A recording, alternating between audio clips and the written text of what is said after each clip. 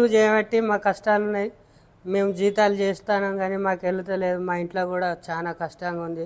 రోజు చుట్టాలు వచ్చినా వాళ్ళు కావాల్సింది చికెన్ అడుగుతారు కాబట్టి చికెన్ దొరుకుతలేదు. బడి ఫ్లూ అని షాపులన్నీ బంద్ చేసారు.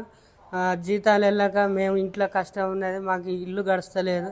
మేము చికెన్ కొట్టుకుంటేనే జీవనోపాధి చేసేటోళ్ళం.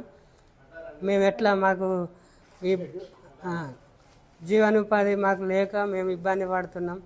ఈ కిలో మటన్ 1000 రూపాయలు అయింది. 1000 రూపాయలు పెట్టి కిలో తీసుకొచ్చే బదులు పావు కిలో తీసుకొస్తే మా ఇంట్లో వచ్చిన నలుగురికి సరిపోవట్లేదు. మేము ఎట్లా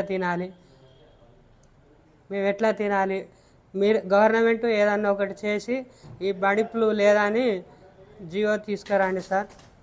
ప్లీజ్ సార్, ఈ చేసుకుంటేనే బతికేటోళ్ళం సార్. మేము కస్టమర్లు కూడా రోజు ఒక 50-60 మంది వచ్చేటోళ్ళు. ఈ రోజు నుంచి ఒక్కరు కూడా వస్తలేరు.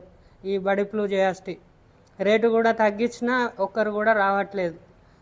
100 రూపాయలు కోడి అమ్మినా ఎవరు తీసుకోవట్లేదు. ఎట్లా జీతాలు వెళ్తాయి అటో ఇటో అని చెప్పి షాపుల్లో ఉంటాను. మా సార్కి కూడా చాలా కష్టం ఉంది. రూమ్ రెంట్ 20,000 ఉంది. రూమ్ రెంట్ మా జీతాలు కూడా వెళ్ళట్లేదు.